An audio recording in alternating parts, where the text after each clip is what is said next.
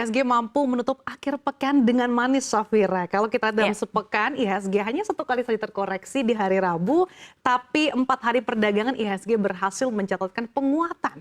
Tapi satu sisi memang kalau kita lihat secara nilai turnover masih cukup sepi begitu ya, rata-rata masih di bawah 10 triliun atau masih jauh nih di bawah rata tahun lalu sekitar 15 triliun. Nah, kalau dari pergerakan hari ini, apa sih yang perlu kita cermati, Safira?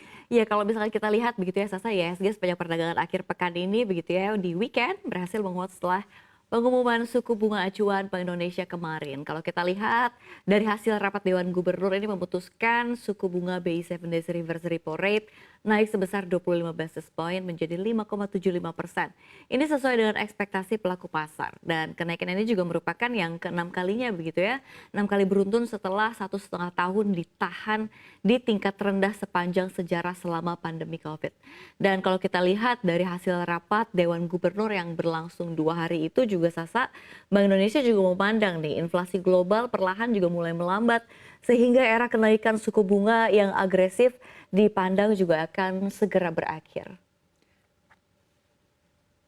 Iya, dan kalau kita lihat begitu ya, pandangan BI ini nih yang mampu menjadi katalis positif yang mendorong juga nih harga aset-aset keuangan beresiko seperti saham juga naik walaupun memang banyak sekali juga yang berada di pelemahan begitu. Namun di sisi lain setelah mengalami outflow yang cukup besar gitu ya, investor kembali nih membanjiri pasar saham domestik dengan uangnya kemarin begitu ya. Kalau misalkan kita lihat di perdagangan kemarin ini tercatat asing membukukan beli bersih atau net buy di pasar reguler sebesar 647,4 miliar rupiah. Sementara di pasar negosiasi dan tunai asing juga net buy-nya sebesar 61,7 miliar rupiah sehingga asing net buy ini total 709 miliar di seluruh pasar. Iya, Fir, menarik kalau kita lihat capital inflow yang sudah mulai masuk ke pasar dalam negeri, artinya sudah mulai ada kepercayaan diri investor begitu ya untuk kembali membalikan dananya baik ke pasar saham maupun pasar obligasi tanah air. Ini tadi kalau terkait dengan capital inflow begitu ya. Nah, kalau dari global begitu, sentimen apa sih yang perlu diperhatikan, Fir? Ya kalau misalkan kita lihat begitu ya, BI menaikkan suku bunga acuan, artinya ada sisi bagusnya juga begitu ya. Tapi kalau misalkan kita lihat sementara yang harus tetap dicermati pelaku pasar begitu ya, Bank Sentral Amerika Serikat, The Fed ini masih akan menaikkan suku bunga dan kemungkinan ini akan dinaikkan 2 kali lagi. Maka spread bunganya ini akan menyempit dan tentu akan ada resiko tertekannya rupiah begitu ya. Tapi kalau misalkan kita lihat jika Bank Indonesia ini sukses mengembalikan devisa hasil ekspor atau DHE kembali ke dalam negeri dan ditahan lebih lama, ini maka pasokan valuta asing juga akan kembali meningkat yang bisa menjaga kinerja rupiah pekan ini juga. Jadi ini benar-benar jadi penentuan juga nih. Di samping kita bisa dibilang sebenarnya belum sukses begitu ya menjaga nilai tukar rupiah karena naik turunnya masih cukup lumayan begitu ya, namun fluktuatif begitu ya. Namun dan itu juga kebijakan dari Bank Indonesia begitu ya tentunya. Semoga langkah tegas pemerintah ini juga bisa memberi dampak yang signifikan juga dan mengarah ke nilai tukar rupiah itu sendiri. Iya, Fir, yang patut kita cermati terkait dengan pernyataan Gubernur Bank Indonesia Peri Warjio yang mengatakan kalau misalkan dengan kenaikan suku bunga acuan sebanyak 225 basis point secara kumulatif ini cukup dikatakan bahwa sudah cukup memadai untuk menahan inflasi supaya inflasi inti khususnya supaya tidak lebih dari 3,7% di semester 1 ini.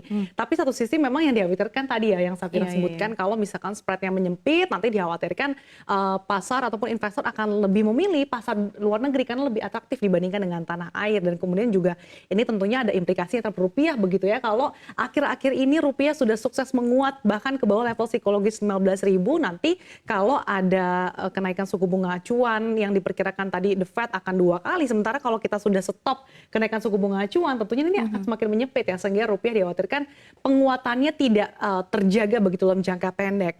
Nah, tapi Safira kalau kita yang cermati juga biasanya dengan kenaikan suku bunga acuan ini kan sektor-sektor yang cukup sensitif terkait dengan kenaikan suku bunga acuan adalah sektor finansial. Nah, apa sih yang kita bisa cermati dari sektor finansial ini? Ini sebenarnya kalau misalnya kita dari kemarin-kemarin gitu ya, kalau kita perhatikan memang sebenarnya kalau survei dari Perbankan Bank Indonesia ini mengindikasikan nih penyaluran kredit baru pada kuartal 4 2022 dia tumbuh positif meskipun mengalami perlambatan. Menurut survei BI juga berdasarkan jenis penggunaannya pertumbuhan kredit yang baru begitu ya terjadi pada seluruh jenis kredit. Perlambatan terjadi juga pada jenis kredit modal kerja, dan kredit investasi terindikasi dari yang SBT positif dan sedikit lebih rendah dibandingkan periode sebelumnya, yaitu masing-masing sebesar 60,8% dan 63,7%. Tapi kalau misalkan kita lihat begitu ya Sasa, kalau dari kita lihat bank-bank buku 4 begitu ya, BBRI, BBCA, BMRI ini pergerakannya masih cukup fluktuatif begitu ya, apalagi BBCA ini lumayan 0,3%, BBRI tapi menguat 0,87%, BMRI melesat cukup signifikan 2,3%. Iya, menarik sebetulnya kita cermati terkait dengan sektor finansial begitu ya, karena tentunya ini akan memberikan angin segar bagi sektor perbankan karena dengan adanya kenaikan suku bunga acuan tentu bisa meningkatkan potensi dari net interest margin dari emiten-emiten perbankan sendiri. Namun yang perlu diperhatikan adalah tentunya dikhawatirkan kredit ini juga akan bisa melandai karena masyarakat dengan kredit yang tinggi akan berpikir ulang ya apakah mereka akan mengajukan kredit atau tidak begitu di saat kenaikan suku bunga acuan yang cukup tinggi. Tapi kita akan nantikan juga Fir seperti apa karena di pekan depan ini nanti setelah libur tahun baru Imlek begitu ya hari Senin kita akan nantikan pekan depan lumayan banyak nih emiten-emiten perbankan yang akan merilis laporan keuangan full year di tahun 2022. Betul. Apakah cukup ciamik begitu ya, karena kalau perbankan ini kan juga mencerminkan seperti apa pergerakan ekonomi tanah air begitu ya. Kalau misalkan bagus ataupun cukup impresif artinya juga pertumbuhan ekonomi Indonesia bisa dikatakan cukup kokoh begitu menghadapi masa turbulensi di tahun 2022. Kita nantikan pekan depan. Kita nantikan bersama. Terima kasih Safira atas